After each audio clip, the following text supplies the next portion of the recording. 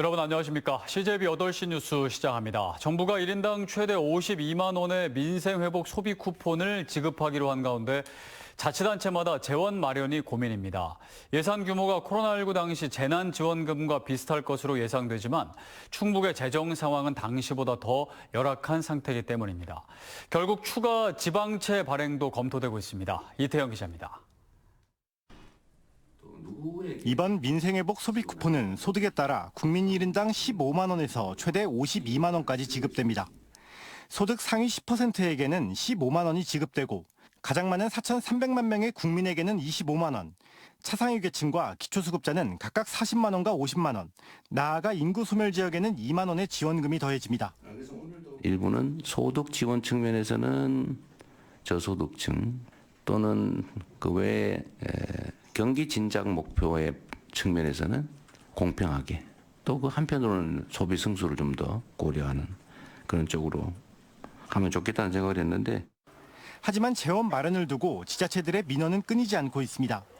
현재로서는 지난 2021년 코로나19 당시 재난지원금처럼 정부와 지자체 간 비용 분담 비율이 8대 2로 나뉘어질 가능성이 높습니다. 당시 충북은 3,500억 원 가운데 700억을 지방비로 부담했습니다. 문제는 현재 충북의 재정 상황입니다. 당시는 지방채 발행 없이 재난지원금의 재원 마련이 가능했습니다. 하지만 지난해 12년 만에 지방채를 발행한 데 이어 올해까지 2년 연속 모두 2,270억 원 규모의 지방채를 발행했습니다. 여기에 이번 민생회복 지원금의 지방비 부담 의무가 더해진다면 추가 지방채 발행도 배제할 수 없습니다. 때문에 지난주 열린 전국지방재정협의회에서는 충북을 비롯한 전국 17개 시도가 공통적으로 100% 국비 지급을 요청한 것으로 알려졌습니다. 보통 분담 비율을 이제 저번과 같이 8대 2로 가는 것보다는 이제 전액 국비로, 왜냐하면 이게 전국적으로 동일한 금액이 나가는 거기 때문에 뭐 지역 간에 차등이 있는 것도 아니고 그렇기 때문에 국비로 지원을 해달라는 얘기가 많이 나왔습니다. 국비와 지방비 분담 비율이 정해지면 다음에는 도비와 시군비 지원 비율을 정해야 합니다. 이 경우 기초의회와 광역의회를 모두 거쳐야 하는 만큼 당장 다음 달 지급이 어려울 것이란 전망도 나오고 있습니다. CJB 이태현입니다. 충청북도가 도청 본관과 신관 사이의 중앙광장 조성공사에 들어가면서 청산의 주차난이 심각해지고 있습니다. 특히 도의회 신청사 준공을 앞두고 공사가 진행되면서 민원인 주차 대란을 가중시켰다는 비판이 나오고 있습니다. 박원 기자입니다. 충북도청 정문으로 차량들이 줄지어 들어섭니다. 대부분 민원인 차량들이지만 마땅한 주차 공간이 없어 본관 앞을 맴돌기만 합니다. 서문 쪽 상황도 다르지 않습니다. 민원실 앞 주차장은 이미 만차. 결국 차량들은 다시 줄줄이 청사를 빠져나갑니다. 없어서 나가고 있어요. 여권 잠깐 보러 왔는데 다른 데 가려고. 이중 주차를 택하는 경우도 적지 않습니다. 한참 돌았죠. 주차난 심하고 이거 민원 때문에 왔는데 이게 민원이 될 줄 몰랐어요. 주차난의 원인은 도청 본관과 신관 사이 중앙광장 조성공사 때문입니다. 충청북도는 지난 21일부터 약 5억 원을 들여 기존 주차장을 철거하고 2,000제곱미터 규모의 잔디광장과 보행로를 만드는 공사에 들어갔습니다. 문제는 시기입니다. 도의회 신청사 준공이 임박한 만큼 공사를 조금만 늦췄더라면 민원인의 불편을 줄일 수 있었습니다. 여기가 있었어도 주차자리가 많이 없어요. 그래서 계속 돌아도 사실 주차자리가 많이 없는데 이거 막아놓으니까 지금 더 불편한 거죠. 이번 공사로 청산의 주차면 수는 276면에서 129면으로 줄었는데 이 가운데 일부는 여전히 정기주차 차량이 차지하고 있습니다. 여기에 후생복지 목적의 윤슬관 신축공사까지 겹치며 주차난은 더욱 가중됐습니다. 충청북도는 장마철과 잔디 활착 시기 등을 고려해 더는 미룰 수 없었고 발주 지연으로 이미 6개월 이상 공사가 늦어졌다는 입장입니다. 저희들이 계획을 1월달 발주하려다가 못해서 2월, 3월 늦어서 6월까지 온 거거든요. 그래서 이걸 지체할 수도 없고 더 이상 미룰 수 없기 때문에 일단 발주해서 공사를 시작하게 되었습니다. 충북도는 대체 주차장으로 인근의 165면을 확보하고 청산의 주차 공간은 민원인과 교통약자에게 우선 제공하겠다고 밝혔지만 도의회 완공 때까지는 주차난이 불가피한 실정입니다. CJB 박원입니다. 네, 자치단체마다 도심 주택가 주차 전쟁으로 골머리를 앓고 있는데요. 때문에 담당 공무원들은 골목길에 작은 공간만 있으면 무료 주차장을 만들기 위해 동분서주하는 경우가 적질 않습니다. 그런데 공무원의 노력을 들은 토지주가 선뜻 땅을 내놔 무료 주차장 100여 면을 만든 곳이 있어 화제가 되고 있습니다. 장원석 기자입니다. 상습적인 주차난으로 몸살을 앓던 청주 도심의 한 주택가에 대규모 무료 주차장이 들어섰습니다. 한 번에 100여 대의 차량이 주차할 수 있는 규모입니다. 인근 주민들은 알턴니가 빠진 것처럼 주차난이 해소된 것에 큰 만족감을 나타냅니다. 소방도로가 확보 안 될 정도로 양쪽으로 주차를 많이 하는데 공안지 주차장이 생기면서 굉장히 우리 이쪽 주민들한테는 많은 도움이 될 것 같습니다. 화물차와 캠핑카 등 대형 차량의 장기 얌체 주차를 막기 위해 출입구에 높이 제한 시설을 도입했습니다. 거동이 불편한 이웃들을 위해 관련법을 찾아 장애인 주차장을 따로 만들고 전용 진입로도 확보했습니다. 청주시 측은 이번 무료 주차장 조성으로 인근 주택가의 정주 여건 개선과 주차 민원 해소에 크게 도움이 될 것으로 기대하고 있습니다. 이런 성과를 거둘 수 있었던 건 주민과 토지주의 깊은 배려 그리고 공무원의 헌신적인 노력의 결과입니다. 주택가 무료 주차장 조성을 위해 동분서주하는 공무원들의 노력에 대해 주민들로부터 소식을 전해들은 토지주가 선뜻 자신의 땅을 내놓은 겁니다. 이에 따라 총 사업비도 일반 주차장의 80분의 1 수준으로 줄일 수 있었습니다. 재산세 감면이라든가 이런 혜택이 주어지면서 공안지 주차장을 지금 도입을 하는 상황이거든요. 이제 예산 절감 효과도 굉장히 좀 크게 지금 작용하고 있습니다. 무료 주차장 부지를 제공한 토지주는 많은 주민들이 주차 불편을 덜 수 있어 다행이라고 밝히며 언론 인터뷰는 사양한 것으로 알려졌습니다. CJB 장원석입니다. 때이른 폭염과 장마로 냉방기 가동 시기도 빨라졌는데요. 소형 가구에서 주로 사용하는 벽걸이형 에어컨을 비교해봤더니 제품별 냉방 속도가 최대 5분가량 차이를 보였습니다. 안정원 기자입니다. 1인 가구의 증가와 함께 수요가 늘고 있는 벽걸이형 에어컨. 한국소비자원이 주요 브랜드 5개 제품의 품질을 시험 평가했습니다. 먼저 에어컨 핵심 성능인 냉방 속도는 삼성전자 제품이 9분 53초로 가장 빨랐는데 상대적으로 늦은 루컴즈 전자 제품과는 5분가량 차이를 보였습니다. 5시간 동안 제품을 가동한 실내 평균 온도와 설정 온도 간 편차는 LG전자와 하이얼, 삼성전자 등 3개 제품이 마이너스 1.2도씨에서 마이너스 1도씨의 분포로 상대적으로 작아 우수했습니다. 에어컨에서 발생한 최대 소음은 캐리어와 하이얼 제품이 40데시벨로 가장 조용했고 전 제품이 관련 기준에 적합한 것으로 나타났습니다. 에너지 소비 효율 등급이 1등급에 가까운 제품일수록 구입 가격은 높았지만 월간 에너지 비용은 2만 원 이하, CO2 배출량은 160g 이하로 상대적으로 적어 우수했습니다. 월간 에너지 비용과 CO2 배출량은 에너지 소비 효율 등급이 1등급일수록 적었고 한 개 제품이 월간 에너지 비용 17,000원부터 CO2 배출량은 시간당 141g으로 가장 적어 우수했습니다. 소비자원은 에어컨이 고가의 제품이고 장기간 사용하는 만큼 부가 기능도 꼼꼼히 비교해 구매할 것을 조언했습니다. CJB 안정은입니다. 충북 민간사회단체 총연합회와 충청북도 중부매일 사단법인 중부포럼이 공동 주최하는 청주국제공항 민간전용활주로 건설도민정책토론회가 청주시 도시재생허브센터에서 열렸습니다. 이 자리에서 박원태 청주대 교수가 청주공항 민간전용활주로 건설 구상과 효과를 주제로 발표했고 민간활주로 건설에 따른 경제효과, 국가적 의의, 세종시에 미치는 파급 효과 등을 놓고 활발한 토론을 벌였습니다.